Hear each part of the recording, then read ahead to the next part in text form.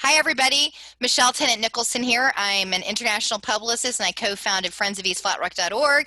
We're doing a special series here on the YouTube channel, and it is profiling friendsofeastflatrock.org. So there's over 10,000, close to 11,000 of us now, and I want to profile those who are in East Flat Rock proper, like right next door to the asphalt plant. And nobody's more next door than my next guest, Erik. Hi, Erik. Hi, Tell Michelle. everybody how do you pronounce your last name?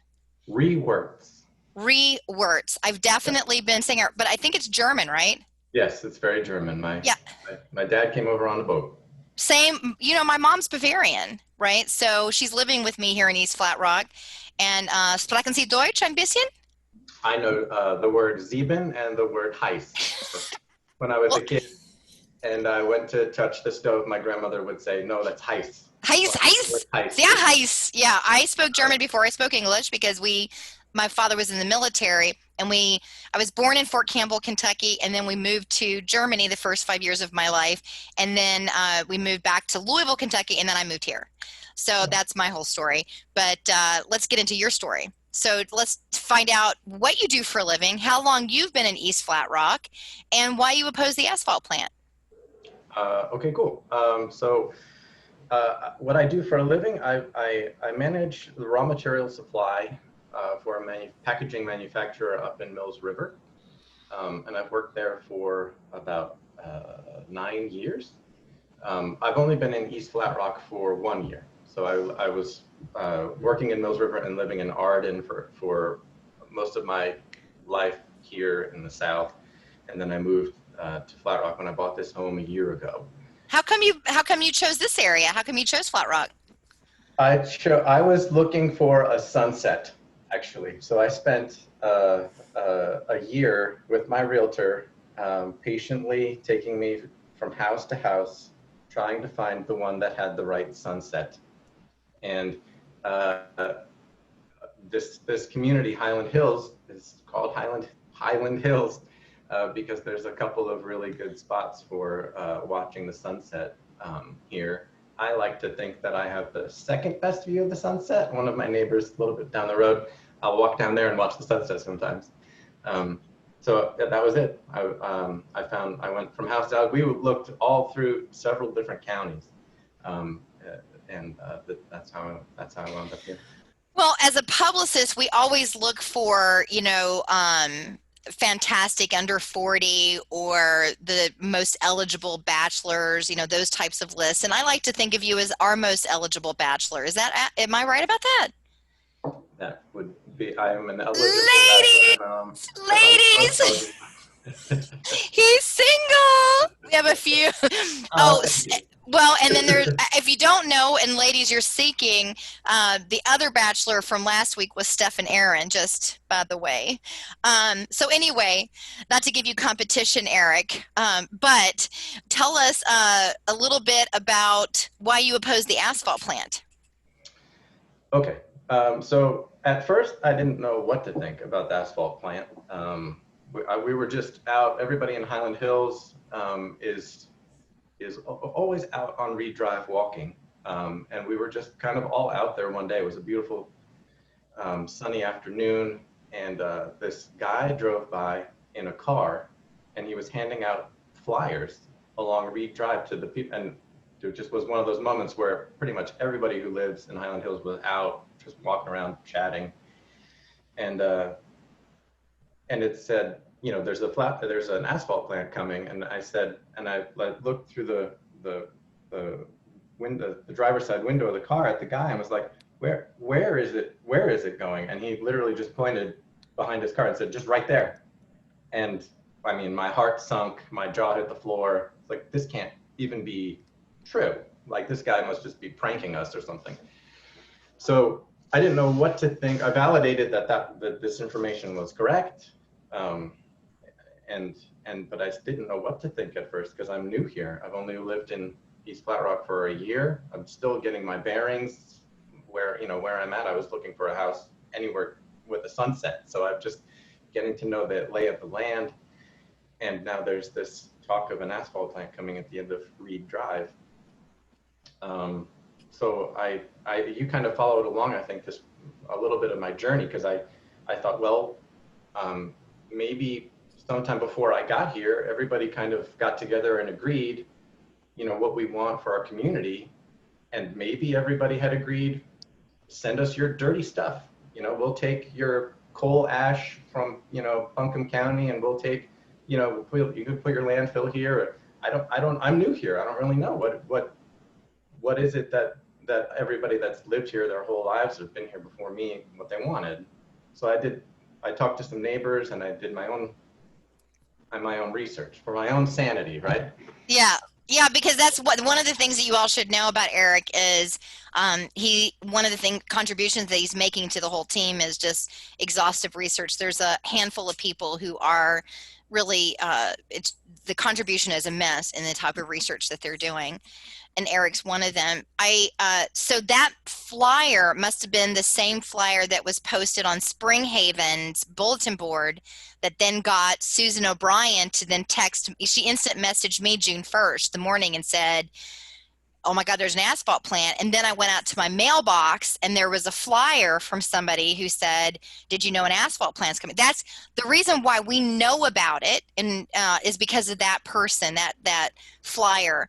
And because that was somebody who was in a 400 feet parameter. Otherwise, the rest of us, like you and me, Erik, we wouldn't have been, the county's by law not supposed to tell us until it would have been August 20th. And now, right, they've got a Z sign up for the October 1st meeting, which is going to be at 6 p.m. We're going to show up at 5 so that we can actually sign up to speak.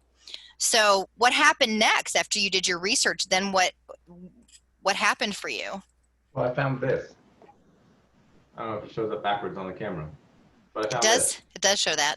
This was a very good clue. Apparently, our community did get together before I moved here, just not too long before I moved. This was May 7th, 2018.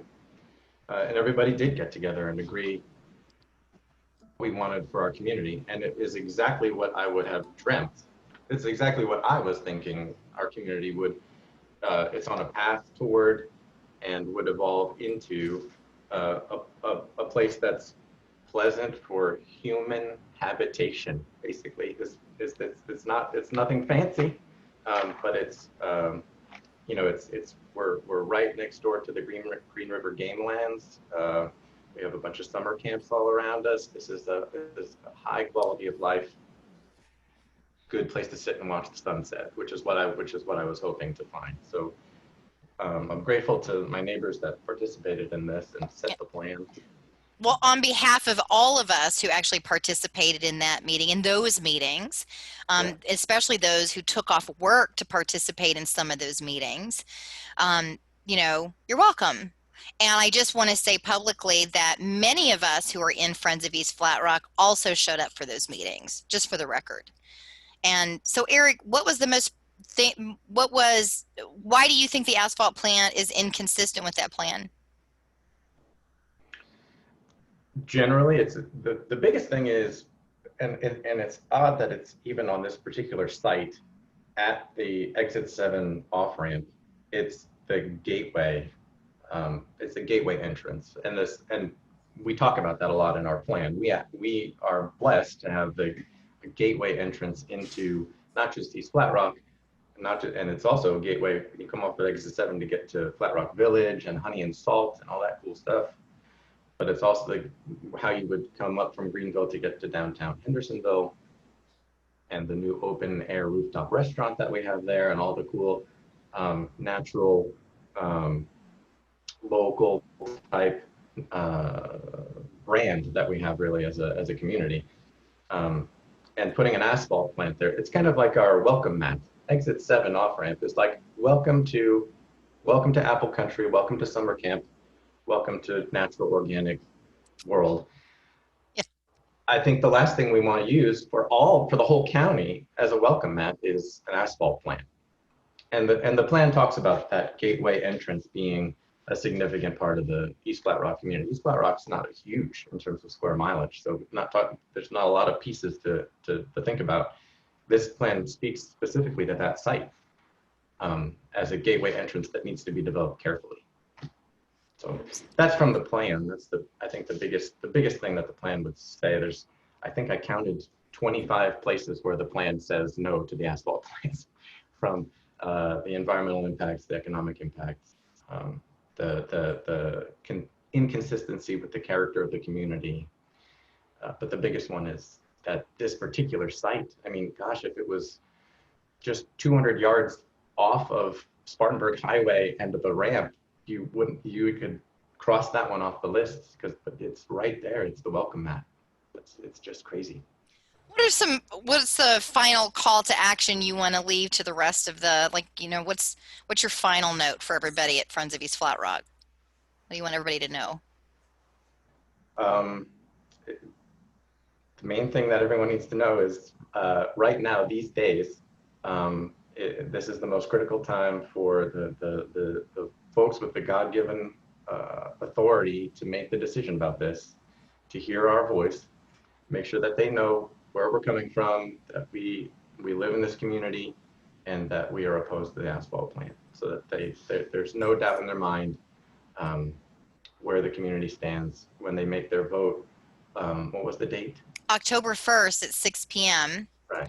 So And yeah, so I want everybody to know that when Erik is talking about the ones with the God-given right to actually vote, here's where you find them. So I just want to share my screen. So when you go to friendsofeastflatrock.org, under number 1, if there's nothing else that you do, please write these people, okay? These people right here: Grady Hawkins, William Lapsley, Michael Edney, Rebecca McCall, Daniel Andrada, and then Terry Wilson is the clerk for these 5. These are the people who will vote Thursday, October 1st, 6 to 9 p.m. Show up at 5 p.m. to say whatever you want to say. If you want to, we've got a counter here that's telling you when. This is the most important time of the campaign. A lot of people have opinions because we did, thanks to our neighbors, hear about it in June, and then in August, everybody was like, okay, great, we won in August, August 20th, they voted our way. That was just the planning department's recommendation to these commissioners. 5 people will vote, and then that's it. And these 5 people will make the choice for all of our lives, period. I'm just curious, Erik, because gosh, your house is so new, and I've been here since 2004. And I've been very public that I will move if an asphalt plant comes in. What are you going to do if they approve it? What will you do? I, as the what you call me, the most eligible bachelor in East Flat Yes, Rock. yes. I really do envision a scenario where if I'm fortunate enough to find my future wife and we decide to raise a family somewhere, we decide together that it's not going to be next to an asphalt plant. Right?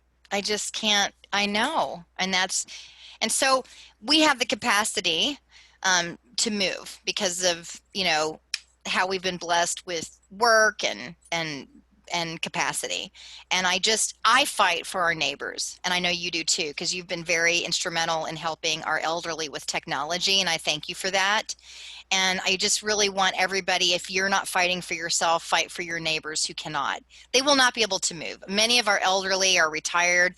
This was their forever home a long time ago, and they've invested their entire lives into making their homes here. And I interviewed the founders of Camp Wayfor, Nancy Wilson and Jib Bob Wilson, and she told me her whole life's legacy, right, with Camp Wayfair, which is literally like asphalt plant Camp Wayfair, right? And so hundreds of campers, it would forever change the landscape of our camps and all of the recreation that people do here. So keep up the good fight. And Erik, I will see you on October 1st at Blue I'll Ridge do that. Community College. Okay?